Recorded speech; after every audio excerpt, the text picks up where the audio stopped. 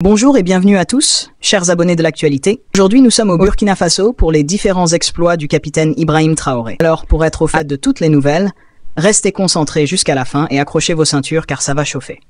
Le président de la transition du Burkina Faso, le capitaine Ibrahim Traoré, a lancé lundi à Ouagadougou un programme d'entrepreneuriat communautaire par actionnariat populaire avec pour objectif de mobiliser 300 milliards de francs CFA, 490 millions de dollars, afin de créer des entreprises nationales par actionnariat populaire qui vont impacter plusieurs secteurs, à l'instar de l'agriculture, de l'énergie, de l'industrie et des mines. Ce programme, porté par l'Agence pour la promotion de l'entrepreneuriat communautaire, APEC, permettra d'employer le maximum de jeunes dans la production, la transformation et la commercialisation dans divers domaines, tels que l'agriculture, les mines et l'industrie, a déclaré le capitaine Traoré à cette occasion. Concrètement, l'APEC identifie des projets d'entreprise et assure leur financement par actionnariat populaire, qui consiste à ouvrir le capital de ces entreprises à la participation de tous les Burkinabés. Les entreprises en cours de lancement sont, entre autres, l'extension de la société Faso Tomate Sofato, avec 2 nouvelles usines de transformation de tomates à Bobo-Dioulasso, ouest, et une autre à Tenkodogo, centre-est, et une société minière d'exploitation semi-mécanisée de l'or sur 3 sites. Le programme prévoit aussi la réalisation d'un projet de mécanisation et d'intensification agricole, permettant la création d'1 million d'emplois directs en 2 ans et de 100 000 forages équipés de systèmes de pompage solaire et la mise en place d'une centrale d'achat des produits locaux. Il s'agit de promouvoir la création d'entreprises communautaires dont le seul promoteur est le peuple burkinabé. Nous croyons fermement que cette approche axée sur l'actionnariat communautaire est une alternative efficace pour relever les défis économiques, sociaux et politiques auxquels nous sommes confrontés,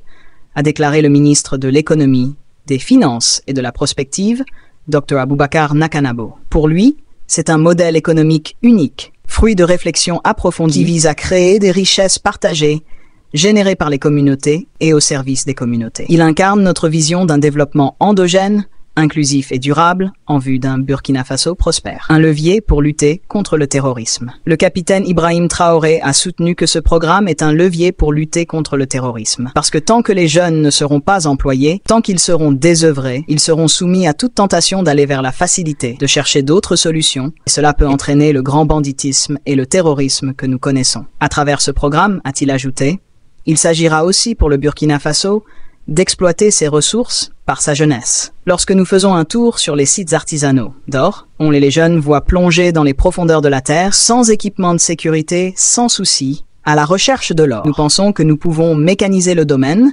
donner un peu d'amélioration et pouvoir produire notre or nous-mêmes. Il faut que nous développons des entreprises semi-mécanisées pour les accompagner, pour que le Burkina Faso ne soit pas seulement cette terre où les entreprises étrangères viennent donc piller nos ressources et repartir sans que nous puissions en bénéficier, a dit le président.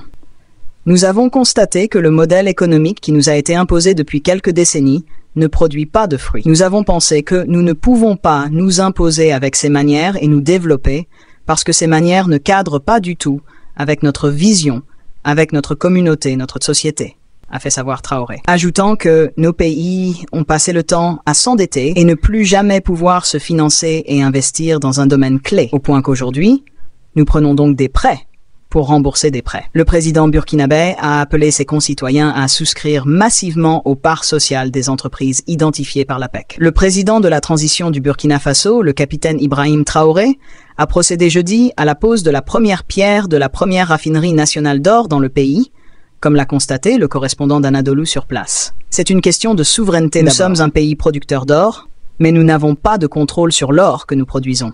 Il ne s'agira plus pour nous d'amener notre or à l'extérieur pour le raffiner, a déclaré le capitaine Ibrahim Traoré après avoir posé la première pierre de l'usine. Il a en outre soutenu qu'une grande quantité d'or sort du pays de façon frauduleuse et contribue à alimenter le terrorisme. Cette raffinerie, qui sera réalisé dans le cadre d'un partenariat stratégique avec un promoteur malien, aura une capacité d'affinage de 400 kg d'or par jour, soit 150 tonnes d'or par an, et sera bâtie sur une superficie de 5 hectares, a déclaré le ministre burkinabé en charge des mines, Simon Pierre Boussim, lors de la cérémonie de lancement des travaux de construction. Boussim a expliqué que le niveau de contribution de l'exploitation industrielle de l'or au développement économique du pays peut être améliorée par la mise en place d'unités de transformation industrielle. Ces unités industrielles, mises en place dans le cadre de la promotion de la chaîne de valeur de l'industrie minière, contribueront à la valorisation au niveau national des produits miniers en limitant l'exportation à l'état brut d'une grande partie de l'or extrait et à la lutte contre la persistance de la fraude dans l'exploitation artisanale et semi-mécanisée, a-t-il souligné. Le ministre a soutenu que malgré l'importance de sa production d'or, le Burkina Faso ne dispose pas d'une raffinerie d'or. Toutes les opérations d'affinage sont réalisées hors du territoire national. Selon les chiffres du ministère en charge des mines, au 31 décembre 2022, le pays comptait 11 mines industrielles d'or en production. Ce développement de l'industrie extractive s'explique par les mesures législatives et réglementaires prises pour favoriser l'investissement dans le secteur minier, d'une part, et d'autre part, par l'embellie du cours de l'or, a expliqué le ministre en charge des mines. Il a révélé que la production industrielle d'or au 31 décembre 2022 s'élevait à 57,664 tonnes, contre un niveau de 66,858 tonnes en 2021, tandis que la production artisanale d'or déclarée était de 266 kg en 2021 contre 457 kg en 2022.